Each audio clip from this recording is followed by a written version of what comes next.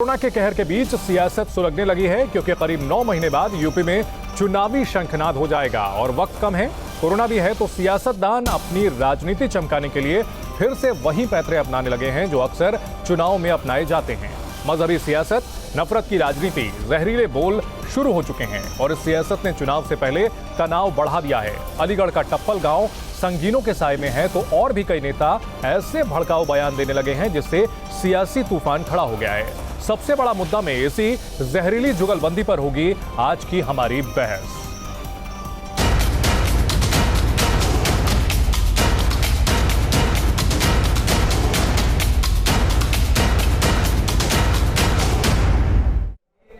जहां एक और अलीगढ़ में हिंदू परिवारों के पलायन का मामला शांत करने की कोशिश की जा रही थी, वहीं यूपी के एआईएमआईएम नेता ने सरेआम धमकी देकर एक बार फिर से नफरत भड़काने का काम किया। एमआईएम के ओवैसी यूथ ब्रिगेड के यूपी अध्यक्ष नाजिम ने धमकी दी है कि हिंदुओं को बिना परमिशन बारात नहीं चढ़ने दिया जाएगा। वहीं संभल से भी समाजवादी पार्टी के सांसद शफीकुर रहमान बर्क का विवादित बयान आया। उन्होंने यूपी में रेप, मॉब लिंचिंग के लिए बीजेपी को जिम्मेदार ठहराया। सुनिए ये जहरीली जुगलबंदी। नमाज ना होने की यहाँ पूर्व मेयर शकुंतला भारती हैं, वो कह रही हैं, एक कल निजी डिबेट में उन्होंने चैनल डिबेट में कहा भी कि ईंट से ईंट बजा देंगे, ईंट का जवाब पत्थर से देंगे और नमाज नहीं होने देंगे। मैं आपके चैनल के माध्यम से उन्हें भी कह देना चाहता हूँ कि नमाज तो देखिए होगी और हाँ, हम बारात नहीं चढ़ने देंगे। अगर आप बिना परमिशन अगर बारात चढ़ाएंगे तो हम नहीं चढ़ने देंगे। आप ईंट ले आओ, पत्थर ले आओ, गोली ले आओ, हम नहीं करने देंगे आप लोगों को ये सब जो है। तो ये बयान से आप थोड़ा सा सहमत? देखिए, बीजेपी तो न मालूम कितनी बातें मॉब लिंचिंग करा रही है। बीजेपी लड़कियों के साथ पकड़ के मतलब बलात्कार करा रही है। कि कुछ जगह जगह जातीय और जुल्म हो रहे हैं, तो ये क्या ये इसको गलती न मानेंगे? ऐसे ही और चीज़ों में भी गवर्नमेंट की पॉलिसी में बहुत दिन गलतियाँ हुई हैं और होती हैं। सबसे किससे ना होती गलती? अब मौजूदा गवर्नमेंट है तो उसी से कहा जाएगा, उसी की गलती उछाली जाएगी, उन्हीं की कमियों को बताया जाएगा। उधर बर्क का यह बयान जब मीडिया में उछला तो थोड़ी ही देर बाद एसपी सांसद बीजेपी सरकार पर लगाए अपने आरोपों से मुकर गए।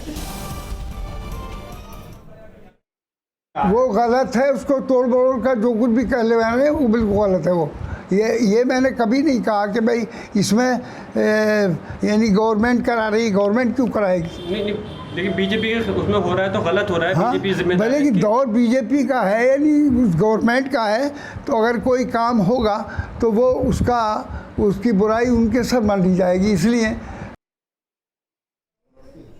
तो आपने दो बयान सुने। बयानों में किस तरह से शफीकुर रहमान बर्क जो है पहले मैसेज उनको जो देना था वो दे दिया उन्होंने और बाद में उससे पलट गए। इससे पहले हमने आपको सुनाया कि एमआईएम का एक नेता ये कहता है कि इजाजत के बगैर बारात नहीं निकालने देंगे। तो न्यूज स्टेट का सवाल ये है कि क्या एमआईएम इजाजत देगी और अगर सांप्रदायिक तनाव होता है तो उसका जिम्मेदार कौन होगा? क्या ये सारी बयानबाजी चुनाव के लिए की जा रही है, मजहबी बयानबाजी की जा रही है? शरीयत से छेड़छाड़ होने की वजह से क्या कोरोना फैला है? क्या नमाज से दूर होगा कोरोना? ये वो सवाल हैं जिस पर हमारे साथ हमारा एक पैनल जुड़ेगा। हमारे मेहमान हैं, उनसे हम जानने की कोशिश करेंगे कि आखिर क्या राय वो रखते हैं। 4 खास मेहमान हमारे साथ जुड़ गए हैं। हाजी मोहम्मद सलीस हैं जो कि मुस्लिम धर्मगुरु हैं, मनीष शुक्ला हैं बीजेपी प्रवक्ता, सैफ खान है कांग्रेस प्रवक्ता और जियाउर रहमान बर्क हैं जो कि सांसद प्रतिनिधि हैं। सबसे पहले जियाउर रहमान बर्क साहब आपके पास ही आना चाहेंगे। बर्क साहब ने जो बयान दिया है, उन्होंने पहले मैसेजिंग कर दी जो कुछ भी कहना था और बाद में कह दिया कि मीडिया ने उनका बयान तोड़ा मरोड़ा है। ऐसा क्यों? इतने वरिष्ठ नेता हैं, उनके वो सोच समझ के बोलना चाहिए।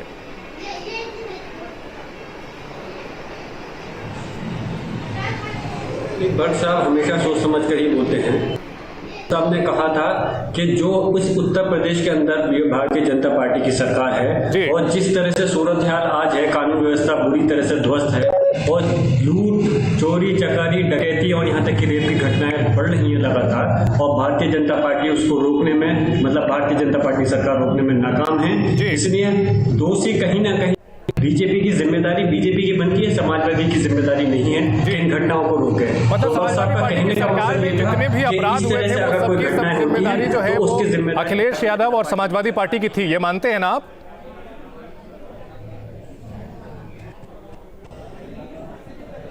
देखिए, अगर कहीं भी कोई, मैं आपसे एक सवाल पूछना चाहता हूं कि अगर किसी जिले के अंदर कोई अगर घटना होती है, तो अगर किसी थाने के अंदर अगर घटना होती है तो वहां पे सिपाही दरोगा के साथ साथ में उसका जिम्मेदार वहां के इंस्पेक्टर को ठहराया जाता है, थाना प्रभारी ठहराया जाता है। कुछ जिले की बड़ा घटना होती है तो एसपी और डीएम उसके लिए जिम्मेदार होते हैं। जिस तरह से उत्तर प्रदेश के अंदर जिस तरह से सूरत हाल हुई है और जिस तरह से मॉब लिंचिंग की घटना है, या ये डकैती, चोरी चकारी, या उसके लिए तो सरकार जिम्मेदार होगी ना। बीजेपी पार्टी का नाम लिया है उन्होंने कि बीजेपी पार्टी जिम्मेदार है, कि सरकार और पार्टी में कोई अंतर नहीं होता। खैर चलिए, इस पर हम हाजी मोहम्मद सलीस साहब हैं जो कि मुस्लिम धर्मगुरु हमारे साथ हैं।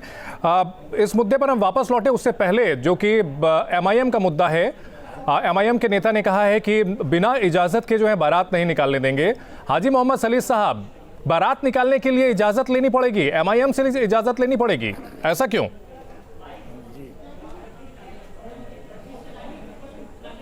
देखिए एमआईएम उत्तर प्रदेश के अंदर बीजेपी के इशारे पर इस किस्म की बयानबाजी कर रही है ताकि हिंदू मुस्लिम सांप्रदायिक माहौल प्रदेश में बने और बीजेपी को लाभ पहुंचे। जी। एमआईएम के जो यूथ विंग के प्रेसिडेंट का ये बयान इंतहाई बचकाना बयान है, क्योंकि इसको किसी भी समाज में स्वीकार नहीं किया जा सकता है। अगर बारात को रोकने और परमिशन की जिम्मेदारी जिला प्रशासन की है, आम इंसान अगर अपने बारात निकालने की जिम्मेदारी जो है अमूमन कोविड काल को छोड़ दिया जाए तो प्रशासन भी नहीं दे सकता। वो नहीं, अधिकार है, सबका अधिकार है।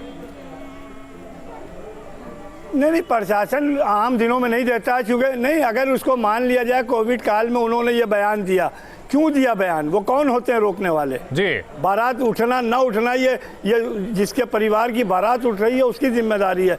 लेकिन चूंकि एमआईएम की मकसद ये है कि उत्तर प्रदेश के अंदर अब चूंकि 2022 का चुनाव सर पर आ गया है, तो एमआईएम जैसे असदुद्दीन ओवैसी जैसे लोग निकलेंगे और जो हिंदू मुस्लिम करके और माहौल को बिगाड़ कर। चलिए, बहुत अच्छी बात आपने एमआईएम को कहा कि वो जो है बीजेपी के इशारे पर काम कर रही है, लेकिन एसटी हसन साहब जो है वो ये कहते हैं कि कोरोना जो है शरीयत में छेड़छाड़ की वजह से सामने आया है।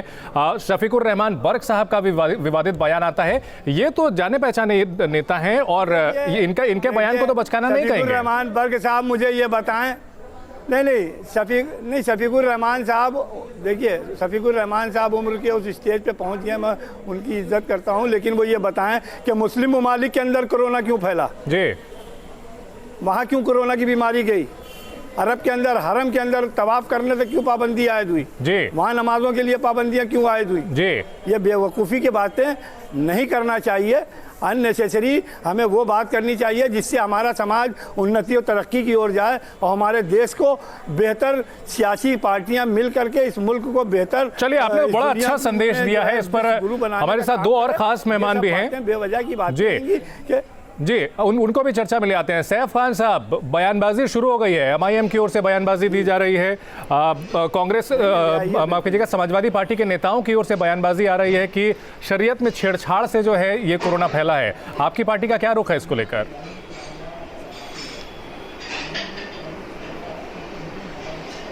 देखिए, सबसे पहले मैं ये बताना चाहूंगा आपको कि ये ऐसे बयानबाजी, क्योंकि इलेक्शंस उत्तर प्रदेश में आ गए हैं, विधानसभा के बहुत करीब हैं, इसलिए ऐसी बयानबाजी जो है वो तो दिखाई देगी ही। क्योंकि सच्चाई वाली बात यह है कि हमारे देश में आज जो है बयानबाजी, और जब तक कम्युनल वायलेंसेस ना हो, जब तक ये पार्टीज जो हैं ऐसी, या तो रीजनल पार्टीज या फिर जो है भारतीय जनता पार्टी जो है, वो ऐसी कोशिशें उनकी यही रहती, जब तक कम्युनल वायलेंसेस नहीं होंगे जब तक उनको फायदा नहीं पहुंचेगा। जिसकी वजह से आज हमारे देश की स्थिति ये है कि आप SHI इंडेक्स का आंकड़ा देख लीजिए, आप PU की रिपोर्ट देख लीजिए जो कहता है हमारा देश चौथे से रैंक पे है in terms of religion restriction. आप हमारे देश नेशनल क्राइम रिकॉर्ड ब्यूरो का आंकड़ा देख लीजिए जो उत्तर प्रदेश में ये कहता है कि 2017-17 में 8,990 राइट के केसेस, 8,908 केसेस 2018 में, और लगातार ये केसेस का इजाफा जो है वो होता जा रहा है। वो चाहे उत्तर प्रदेश की बात करें या हमारे पूरे देश की बात करें, या फिर हम जो है ये कम्युनल वायलेंसेस की बात कर रहे हैं, या फिर हम ये आज बारात नहीं उठने देंगे, या फिर हम मस्जिदों में जो है नमाज नहीं होने देंगे। इन दोनों दोनों पार्टीज को जो है 11 लोगों की गिरफ्तारी के बाद MIM और पुलिस समाजवादी प्रशासन पार्टी यानी दोनों का ही जिक्र जिम्मेदारी कर जो रहे है हैं वो ना। सरकार की रहती है, और उत्तर प्रदेश की सरकार नहीं, यानी सैफ योगी साहब, जी की सरकार, समाजवादी पार्टी और बिल्कुल, MIM की और जो बिल्कुल, बयानबाजी है मैं सब पे कर रहा हूँ। ठीक है। यहाँ आपको एक याद दिलाना चाहेंगे कि 2017 में पार्टी पे भी कर रहा हूँ, 2017 में इसी समाजवादी पार्टी के साथ आप लोग साझेदार भी थे। यूपी के 2 लड़के, आप 2017 में आप लोग साथ में थे। खैर, इस पर आपके पास लौटेंगे। मनीष शुक्ला साहब, जहरीली जुगलबंदी शुरू हो गई है, बयानबाजी सामने आ रही है, आप लोगों की क्या प्रक्रिया है, इस पर प्रतिक्रिया है? देखिए, मैं दो बातें कहना चाहता हूँ। एक तो शफीकुर रहमान वर्क का बयान हो, चाहे ST हसन का बयान हो, चाहे आशुतोष वर्मा का बयान हो, ये सारे बयान पॉलिटिकल लोडेड हैं जी। इस महामारी के समय में इस तरह के बयान दे के एक भय का माहौल पैदा करना, एक भ्रम की स्थिति पैदा करना, ये अखिलेश यादव जी की इशारे पे हो रहा है। क्योंकि इस समय जो वैक्सीनेशन के खिलाफ ये भी वर्ग जी ने बोला था, जब वैक्सीनेशन की बात हुई थी तो वर्ग जी ने कहा कि नहीं हम तो अल्लाह के सहारे हैं और वैक्सीनेशन की जरूरत नहीं है। आजम खान जी को भी देख लीजिए, इनके MLC आशुतोष वर्मा को देख लीजिए। अभी कांग्रेस के एक साथी बैठे हुए हैं, तमाम बड़ी बड़ी बातें कर रहे थे कि ये उनसे मिले हुए हैं, वो उनसे मिले हुए हैं। अरे अभी कल ही नसीमुद्दीन सिद्दीकी का बयान याद है, इनको इससे पूछिए सैफ से जी। नसीमुद्दीन सिद्दीकी ने क्या कहा कि सारे मुसलमान एकत्रित हो जाओ और बीजेपी को 2 सीटों में सिमटा देंगे जी। तो ये जो एक थैली के चट्टे बैठते हैं, इनको केवल तुष्टीकरण करना है, एक धर्म के लोगों का तुष्टीकरण करके वोट लेना है, फिर चाहे वो कांग्रेस हो, चाहे सपा हो, चाहे बसपा हो और चाहे MIM हो। ठीक है सैफ, चारों लोग एक अपीजमेंट की पॉलिटिक्स करते हैं जी, एक धर्म की पॉलिटिक्स करते हैं और बहुसंख्यकों को जाति के नाम पर। सैफ से जवाब चाहेंगे। 5 सेकंड जी जी, ठीक है। टप्पल का जो मामला है जी, टप्पल का जो मामला है, क्या राहुल गांधी, मैं इस बात के ऊपर ये जवाब देना चाहूंगा। एक इंडिविजुअल कि जो अपराधी हैं उनके ऊपर कार्रवाई हो। सैफ, हम सुन लेते हैं, मनीष जी की पूरी बात सुन लेते हैं, उसके बाद आपके पास लौटता हूं। मनीष जी ने थोड़ा सा वक्त मांगा है। मनीष जी सुन लीजिए, आपके विभाग एक भी बयान इसलिए नहीं आ रहा है टप्पल पे, अब यहाँ दलित जो भाइयों के साथ अत्याचार हो रहा है ये नहीं दिख रहा है जी, क्योंकि अत्याचार करने वाला विशेष वर्ग से संबंधित है। तो ये इनका दोहरा चरित्र है, पूरा देश जानता है। एक बार प्रियंका का एक बयान आ जाए कि जो मुस्तकीम है, जो वकील है, जो अंसार है, जो तौफीक है, जो फारूक है जी, इसके ऊपर कार्रवाई हो, एक बयान कांग्रेस के एक बड़े नेता का नहीं आएगा। ठीक है, ठीक है, इस चर्चा को हम आगे बढ़ाएंगे। कई सवाल उठाए गए हैं सभी पक्षों की ओर से, सभी से इस पर रिएक्शन लेंगे। आप सभी से गुजारिश है हमारे साथ बने रहिए। रुकेंगे एक छोटे से ब्रेक के लिए। तो विवादित बयानों की जहरीली जुगलबंदी सामने आ रही है और इस पर हमारी चर्चा लगातार जारी है। सैफ हमारे साथ बने हुए हैं, कांग्रेस प्रवक्ता, और अन्य मेहमान भी हमारे साथ हैं। सैफ, जो सवाल मनीष जी ने किए और इसके साथ साथ जोड़ना चाहेंगे हम कि उलेमाओं की बैठक करने जा रही हैं प्रियंका गांधी, तो क्या ये पूरी तैयारी आप लोगों की भी जो है नजर आ रही है? इस जुगलबंदी में आप लोग भी हिस्सा हैं?